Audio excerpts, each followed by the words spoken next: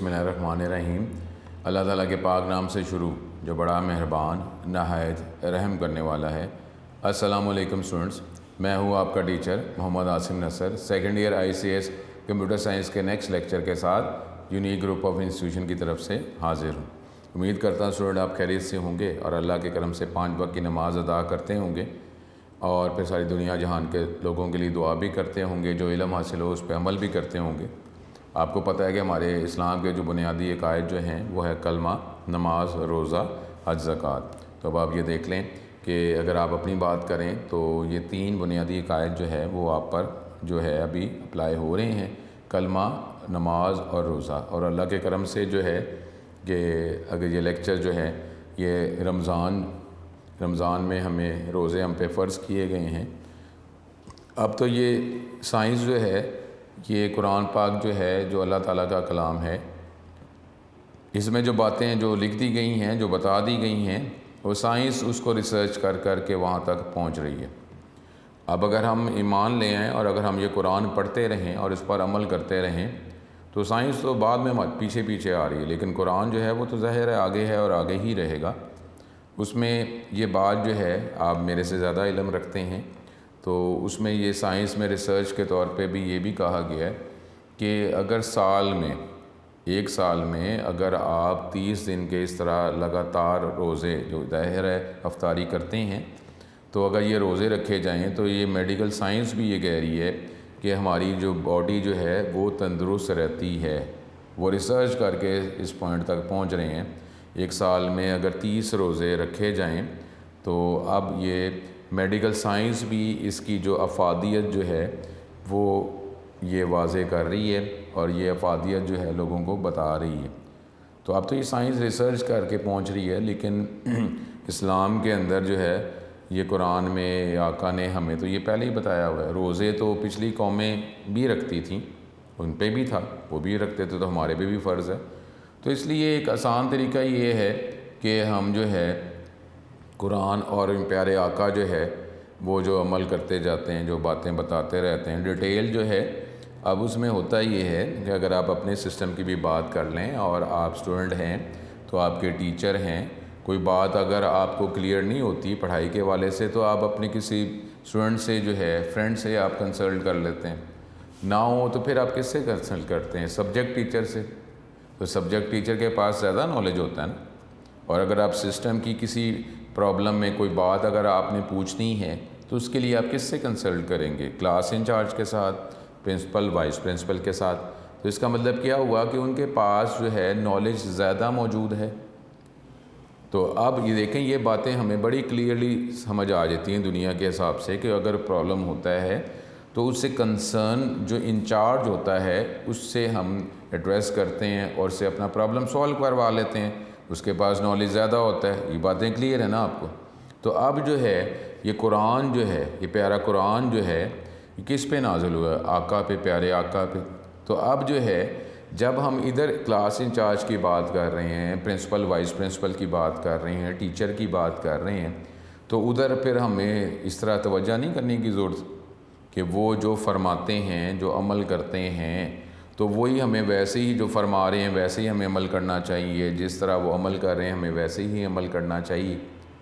तो जब दुनिया की बातें हमें क्लियर हो जाती हैं और ये हम चाहे कॉलेज में हैं, यूनिवर्सिटी में हैं, किसी ऑफिस में हैं, तो अपने जो डिपार्टमेंट हेड्स हैं कोई बात क्लियर नहीं होती, हम उनसे पूछ लेते हैं। पूछते हैं कि नहीं पूछते? पूछते हैं ना। तो फिर जो है कि ये प्यारे हमारे जो बुज़ुर्ग हैं और आका जो हैं, कुरान नाजिल हुआ है तो फिर हमें उससे रुजू नहीं करना। बाकी जो है वो अब आप पे ही है कि ये बातें आपको दुनियावी तौर पर क्लियर हो जाती हैं तो फिर ठीक है।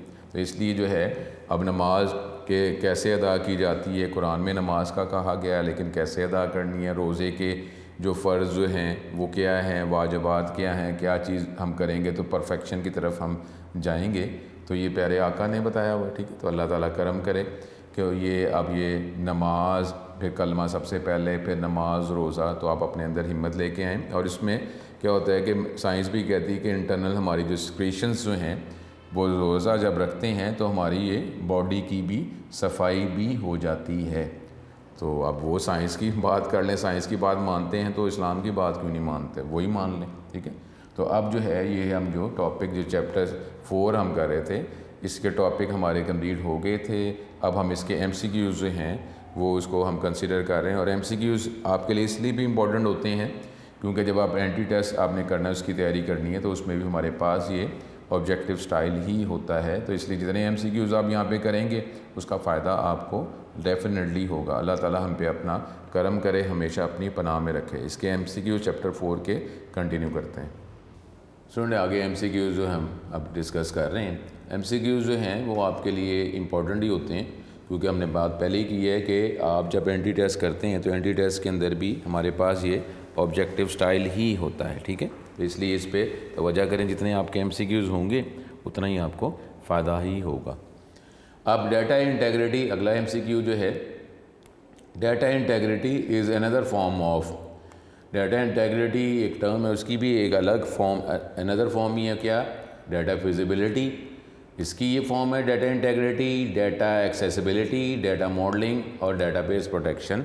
तो अब ये देखें, ये जो आंसर्स आपको नज़र आ रहे हैं इस आंसर्स पे आप बात पे तवज्जो करें, आप डेफिनेटली पहले क्वेश्चन पे ही तवज्जो करें। अब डाटा इंटेग्रिटी क्या है कि ये हम प्रोटेक्शन है और हम कुछ रूल्स अप्लाई करते हैं, उस रूल्स के अकॉर्डिंगली ही डाटा जो है वो सिस्टम में एंटर किया जा रहा होता है।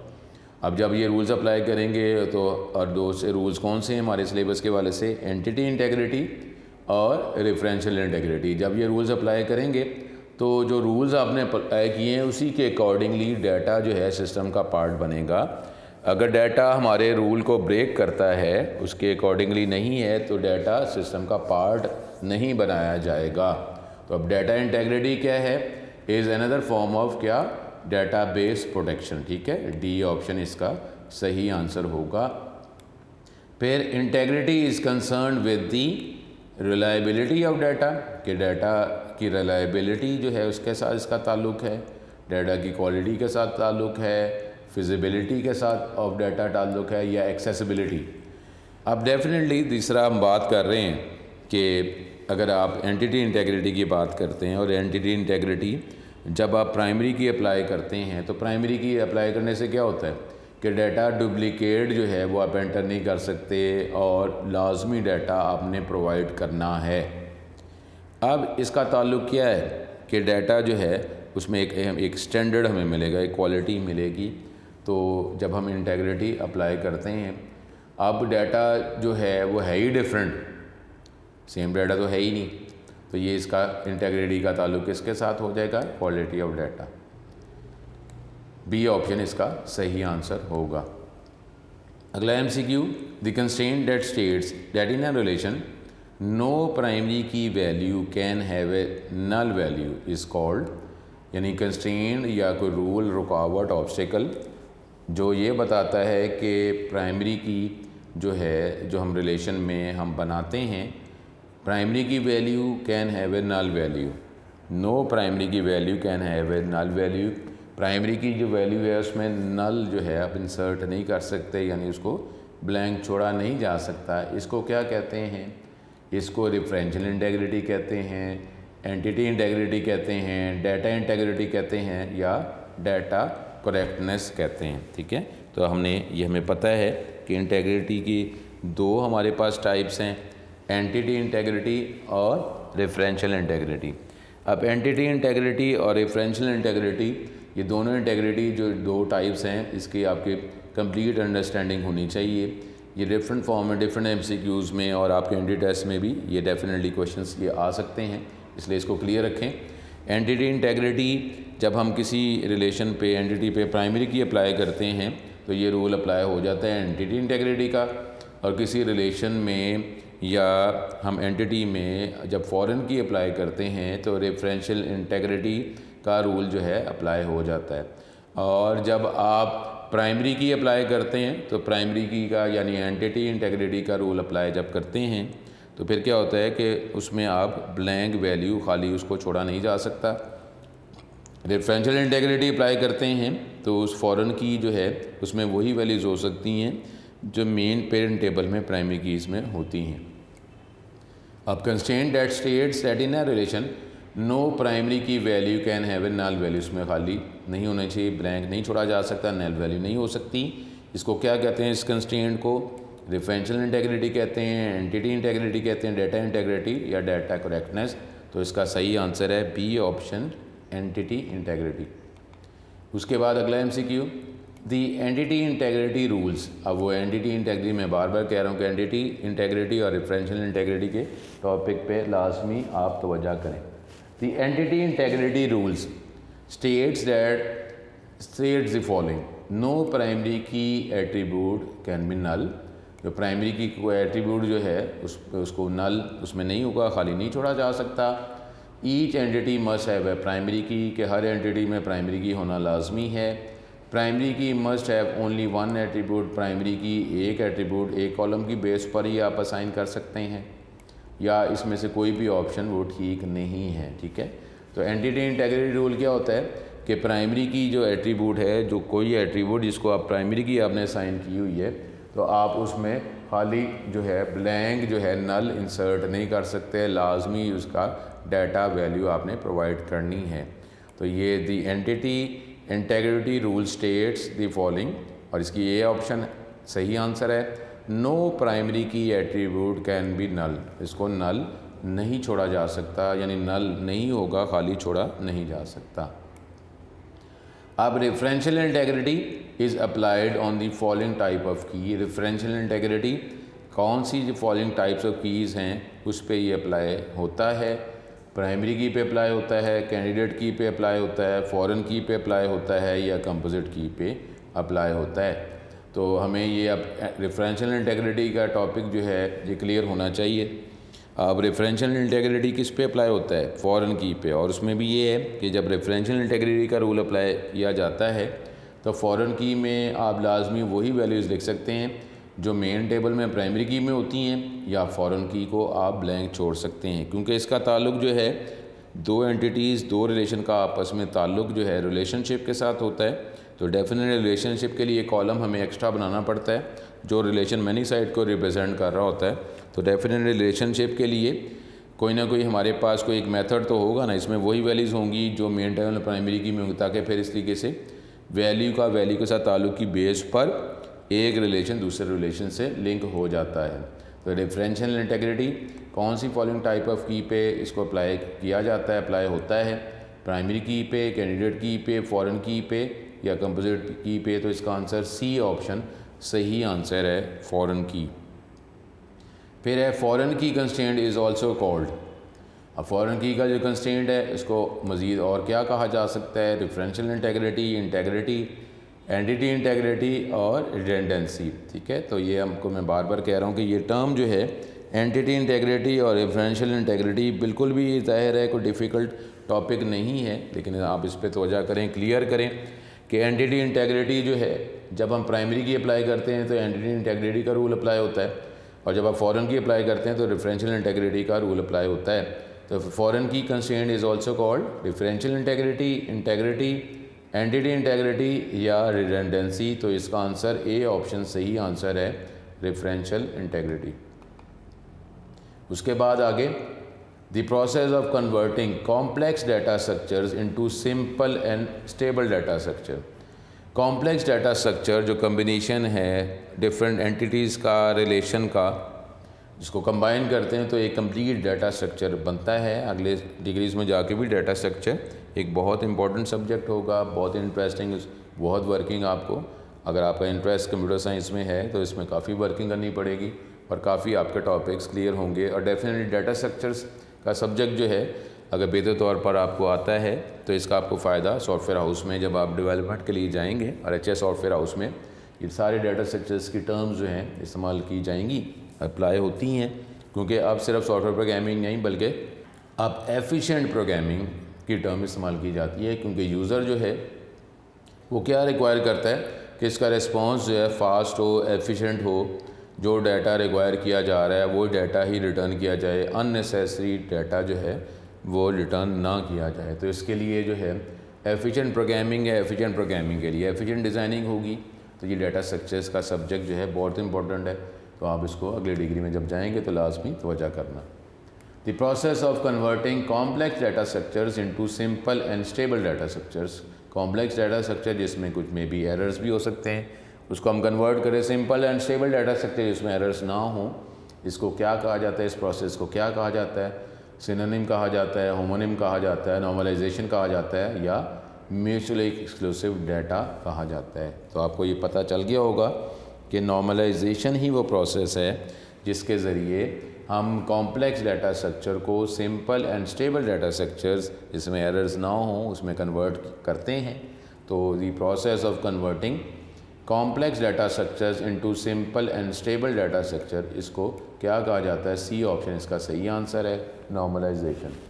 अगला MCQ, the goal of normalisation is to, board का क्वेश्चन भी है, इंक्रीज रिडंडेंसी, डुप्लीकेशन क्या इससे इंक्रीज़ होती है, इंक्रीज इनकन्सिस्टेंसी, कंसिस्टेंट डाटा में रिक्वायर है तो क्या इससे इनकन्सिस्टेंसी जो है वो इंक्रीज़ होती है। तो स्टेबल डाटा स्ट्रक्चर हासिल होता है या इंक्रीजिंग एनॉमलीज़, एनॉमलीज़ किसको कहते हैं, एरर्स को, कि हमारे पास रिडंडेंसी इंक्रीज़ हो जाती है, इनकन्सिस्टेंसी बढ़ जाती है, एनॉमलीज़ जो है वो बढ़ जाते हैं, या हमें एक स्टेबल डाटा स्ट्रक्चर जो है वो मिल जाता है। तो इसका नॉर्मलाइजेशन जो है ये तो एरर्स को सॉल्व करने के लिए, कंसिस्टेंसी बढ़ाने के लिए है, और रिडंडेंसी को जो है रिड्यूस करने के लिए है, ख़त्म करने के लिए है। तो द गोल ऑफ नॉर्मलाइजेशन क्या है, get stable data structure, C option. A structure of अगला MCQ, A structure of a relation that contains minimum redundancy and allows easy access, easy use, structure और रिलेशन का जिसमें redundancy जो है उसको minimum किया जा सके और इजी यूज़ जो है हम कर सकें, उसको क्या कहते हैं, सिंपल कहते हैं, क्लीन कहते हैं, कॉम्प्लेक्स कहते हैं, या वेल स्ट्रक्चर्ड। वेल स्ट्रक्चर का मतलब भी यही है कि प्रॉपरली एक रिक्वायरमेंट के अकॉर्डिंगली, जिस तरीके से हम लेक्चर जो करते हैं, लेक्चर्स ये जो पढ़ रहे हैं, एक पहला चैप्टर होता है, उसके बाद अगला चैप्टर होता है, तो चैप्टर का भी सीक्वेंस जो है वो असाइन किया जाता है और टॉपिक्स को भी एक सीक्वेंस में ही रखा जाता है, ताकि एक टॉपिक पढ़ेंगे उसकी अंडरस्टैंडिंग होगी तो अगला टॉपिक जो है वो हमें क्लियर होगा। इसको भी स्ट्रक्चर्ड, अब स्ट्रक्चर जो है जो कोई गैदरिंग भी होती है, गैदरिंग में भी स्टेप्स हैं, पहले ये स्टेप होगा, ये किसी भी काम के लिए जो है हमारे पास स्टेप्स तो रिक्वायर ही होते हैं। अब the structure of a relation that contains minimum redundancy and allows easy access, इसको क्या कहा जाता है, इसको कहा जाता है वेल स्ट्रक्चर्ड, डी ऑप्शन इसका सही आंसर होगा। उसके बाद अगला MCQ, a process in which it is being ensured that all the attributes are stored where they belong. मैंने पहले ही आपको कहा है बार बार कि जब कोई वर्ड्स डबल कोट्स में आ जाते हैं तो ये इसका लफ्ज़ी मतलब नहीं बल्कि एक टर्म सी बन जाती है। अब वो प्रोसेस जिसमें हम ये इंश्योर करते हैं जितने भी एट्रीब्यूट्स कॉलम जो हैं जिस टॉपिक से बिलोंग करते हैं उसी टॉपिक के अंदर, उसी एंटिटी रिलेशन के अंदर ही वो एट्रीब्यूट्स या कॉलम्स जो हैं मौजूद हों। तो इस प्रोसेस को क्या कहा जाता है, इसको नॉर्मलाइजेशन कहा जाता है, सिंप्लीफिकेशन कहा जाता है, स्ट्रक्चर कंस्ट्रेंट कहा जाता है, या फंक्शनल डिपेंडेंस कहा जाता है। ठीक है, तो हमारे पास इसका सही ऑप्शन क्या है, ए। ये नॉर्मलाइजेशन की डेफिनेशन में भी है कि एट्रीब्यूट जिस टॉपिक में एग्जिस्ट करते हैं, जिस टॉपिक से बिलोंग करते हैं, उसी एंटिटी या रिलेशन के अंदर वो एट्रीब्यूट्स मौजूद हों। तो वही ये टर्म आ गई वेयर दे बिलोंग, तो ये इसका ए ऑप्शन जो है वो सही आंसर होगा। उसके बाद अगला MCQ, a process of analysing the dependencies of attributes with in entities, इसको क्या कहा जाता है, एक प्रोसेस जिसमें हम एनालाइज करते हैं कि डिफरेंट एट्रीब्यूट्स कॉलम्स का आपस में ताल्लुक़ जो डिफरेंट एंटिटीज़ में मौजूद हैं, इसको एनालाइज करने के प्रोसेस को कि जी एट्रीब्यूट्स का आपस में ताल्लुक़ क्या है और एट्रीब्यूट जो हैं वो डिफरेंट एंटिटीज़ में मौजूद हैं। इस प्रोसेस को क्या कहा जाता है, नॉर्मलाइजेशन कहा जाता है, सिंप्लीफिकेशन कहा जाता है, स्ट्रक्चर कंस्ट्रेंट कहा जाता है, या फंक्शनल डिपेंडेंसी कहा जाता है। इसको हमारे पास ये ए ऑप्शन जो है वो कहा जाता है। इसमें फंक्शन डिपेंडेंसी जो है ये, इसको फंक्शन डिपेंडेंसी इसका आंसर सही होगा। Process of analysing the dependencies of attributes with in entities, attributes का आपस में ताल्लुक़, डिपेंडेंसीज, ठीक है, उसको क्या कहा जाता है, फंक्शनल डिपेंडेंसी इसका आंसर प्रॉपर होगा।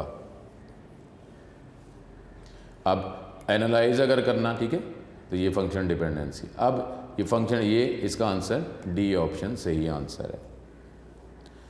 The attribute on left hand side of arrow, ये यहाँ पे ठीक है, इसको करेक्शन अब कर लेंगे। The attribute on left hand side of arrow in functional dependency, इसको क्या कहा जाता है? अब फंक्शनल डिपेंडेंसी में जो एट्रीब्यूट जो एरो के लेफ़्ट साइड पे होते हैं उसको क्या कहा जाता है? इसको एंटिटी कहा जाता है, डिटर्मिनेंट कहा जाता है, डिपेंडेंट कहा जाता है, या एट्रीब्यूट कहा जाता है। तो मैंने पहले ही आपको कहा था कि हमारे पास जो MCQs होते हैं, MCQs में क्या कोशिश करनी होती है कि जो हमारे पास मोस्ट अप्रोप्रिएट आंसर जो है वो आना चाहिए, कि जो भी अप्रोप्रिएट आंसर है वो आपने सेलेक्ट करना होता है, ठीक है। तो इसमें आप इस MCQ में प्रॉपर आंसर, प्रॉपर ऑप्शन कौन सी है कि जो एरो के लेफ़्ट साइड पे जितने भी एट्रीब्यूट्स होते हैं, the attributes on left side of arrow in function dependence को क्या कहा जाता है? डिटर्मिनेंट। वो डिटर्मिन करते हैं। और नॉर्मली एरो के लेफ़्ट साइड पे जो एट्रीब्यूट्स होते हैं वो क्या होते हैं? वो प्राइमरी की होते हैं, ठीक है। तो प्राइमरी की बेस पर अगर आप रिकॉर्ड जो है वो रिटर्न करेंगे, गेट करेंगे, तो नॉर्मली हमें एक ही रिकॉर्ड रिटर्न होता है। तो एरो के जो लेफ़्ट साइड पे जो एट्रीब्यूट्स हैं उसको डिटर्मिनेंट कहा जाता है। इसी से आगे MCQ लिंक होता है। The attribute on right hand side of arrow in functional dependency, उसको क्या कहा जाता है? जो एट्रीब्यूट जो हैं वो एरो के जो राइट साइड पे होते हैं उसको एंटिटी कहा जाता है इन फंक्शनल डिपेंडेंसी में, डिटर्मिनेंट कहा जाता है, डिपेंडेंट कहा जाता है, या एट्रीब्यूट कहा जाता है। तो फिर आप जो एरो के राइट साइड पे जो एट्रीब्यूट्स हैं वो डिपेंडेंट होते हैं, वो डिपेंड करते हैं on the attributes on the left hand side of arrow. Left hand side पे एरो के जो एट्रीब्यूट्स हैं वो डिटर्मिनेंट हैं और राइट साइड पे जो हैं वो डिपेंडेंट हैं। और डिपेंडेंट जो एट्रीब्यूट्स, कौन से एट्रीब्यूट्स होते हैं? जो नॉन की एट्रीब्यूट्स होते हैं, एट्रीब्यूट्स अदर देन प्राइमरी की, उसको हम कहते हैं नॉन की एट्रीब्यूट्स, और वो एरो के राइट साइड पे होते हैं जिसको क्या कहा जाता है? डिपेंडेंट। अब ये different errors, following problem occurs when two different names are use for the same information. अब ये फॉलोइंग प्रॉब्लम जो है वो हो सकता है कि अगर दो नेम, एट्रीब्यूट्स के नाम जो है वो डिफरेंट नेम है लेकिन वो सेम ही इंफॉर्मेशन जो है वो स्टोर कर रहे हैं, सेम इंफॉर्मेशन को बिलोंग कर रहे हैं। नॉर्मली क्या होता है कि जब नाम डिफरेंट हैं तो यही समझा जाता है कि जब नाम डिफरेंट हैं तो उसके करैक्टरिस्टिक्स भी डिफरेंट ही हैं। तो लेकिन अब इसमें क्या है कि नाम डिफरेंट हैं लेकिन सेम ही करैक्टरिस्टिक को रिप्रेजेंट कर रहे हैं, तो ये मुनासिब नहीं है कि उनके नाम सेम रखे जाएं। आप उसके नाम डिफरेंट कर लें ताकि डिफरेंट नाम से तो माइंड में यही आता है कि ये डिफरेंट करैक्टरिस्टिक को रिप्रेजेंट कर रहा है। तो इसके लिए जो है कि नाम अगर डिफरेंट हैं लेकिन सेम करैक्टरिस्टिक को रिप्रेजेंट कर रहे हैं तो आप इसके नाम डिफरेंट कर लें, क्योंकि ये एक एरर है। तो अब वो एरर का नाम क्या है? Following problem occurs when two different names are use for the same information. उसको होमोनिम कहा जाता है, सिनोनिम कहा जाता है, रिडंडेंट इंफॉर्मेशन, या म्यूचुअली एक्सक्लूसिव। तो इसका सही आंसर जो है बी ऑप्शन इसका सही आंसर है। उसके बाद आगे अगला MCQ, following problem occurs when same name is use for two different attributes. अब ये रिवर्स हो गया कि नाम सेम है लेकिन वो एट्रीब्यूट जो है वो रिप्रेजेंट किसको कर रहे हैं? डिफरेंट कैरेक्टरिस्टिक को रिप्रेजेंट कर रहे हैं। नाम सेम है तो नाम सेम है तो हम ये समझ रहे हैं कि सेम है, सेम चीज़ को रिप्रेजेंट करे, ऐसा नहीं है। तो डिफरेंट कैरेक्टरिस्टिक को रिप्रेजेंट कर रहा है तो डेफिनेटली उसका नाम जो है वो आप डिफरेंट कर लें। लेकिन ये जो प्रॉब्लम है, following problem occurs when same name is use for two different attributes in two different table, इसको होमोनिम कहा जाता है, सिनोनिम कहा जाता है, रिडंडेंट इंफॉर्मेशन कहा जाता है, या म्यूचुअली एक्सक्लूसिव कहा जाता है। तो इसका ऑप्शन ए ऑप्शन इसका सही आंसर है। अब following problem occurs when same name is stored in two different ways, ये एक ही इंफॉर्मेशन है लेकिन दो तरीक़ों से आप उसको स्टोर कर रहे हैं। इस प्रॉब्लम को क्या कहा जाता है? ये भी नॉर्मलाइजेशन से पहले जो मेन स्टेप्स हैं उससे पहले ये एरर्स जो हैं इनको भी सॉल्व किया जाता है। इस प्रॉब्लम को क्या कहते हैं? Following problem occurs when same information is stored in two different ways, इसको होमोनिम कहा जाता है, सिनोनिम कहा जाता है, रिडंडेंट इंफॉर्मेशन कहा जाता है, या म्यूचुअली एक्सक्लूसिव डाटा कहा जाता है। रिडंडेंट का मतलब ही डुप्लीकेट डाटा होता है। तो अब आप दो कॉलम्स जो हैं दो एट्रीब्यूट्स जो हैं वो आपने एक एंटिटी रिलेशन में जो है आपने बनाए हैं, लेकिन अब उसके अंदर जो है कि आप सेम ही तरह का डाटा दो डिफरेंट स्टाइल में स्टोर कर रहे हैं, तो आप एक कॉलम जो है इसको स्किप कर दें।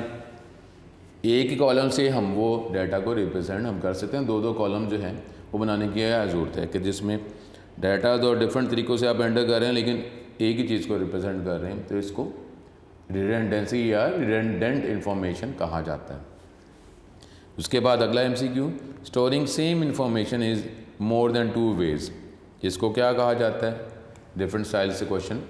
कम्प्लेक्सिटी कहा जाता है, वेस्टेज ऑफ स्पेस कहा जाता है, रिडंडेंट इंफॉर्मेशन कहा जाता है, या होमोनिम कहा जाता है। हमने बात ये की है कि जो भी MCQs हैं इसमें से मोस्ट अप्रोप्रिएट जो है वो आपने डिटेक्ट करना होता है, वही रिटर्न करना होता है। तो इसके हवाले से हमारे पास C ऑप्शन ही सही ऑप्शन होगा। उसके बाद अगला MCQ, in following normal form any repeating group from the table is removed.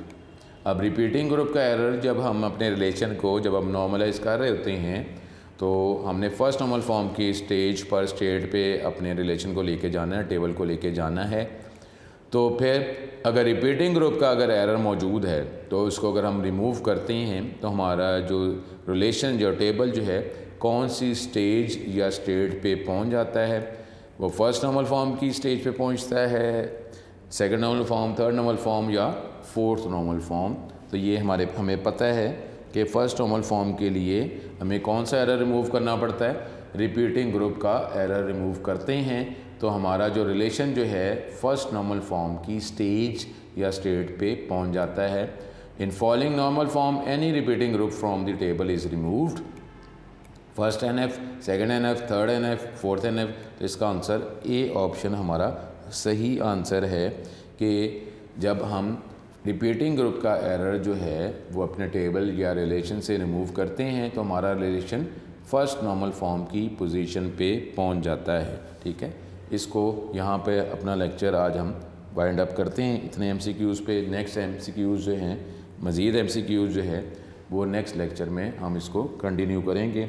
MCQs पे भी मैंने आपको पहले क्या है उतनी तवज्जो दें जिस तरीके से आप किसी लॉन्ग और शॉर्ट क्वेश्चन में देते हैं, क्योंकि एंटी टेस्ट के अंदर जो है MCQs स्टाइल ही है और MCQs जो हैं वो हमारे लिए इम्पॉर्टेंट है। जितने आप MCQs करेंगे उतना ही हमें एंटी टेस्ट में भी फ़ायदा होगा, क्योंकि जितनी अंडरस्टैंडिंग टॉपिक की होती है तो MCQs जो हैं बेटर तौर पे हम इसका आंसर दे सकते हैं।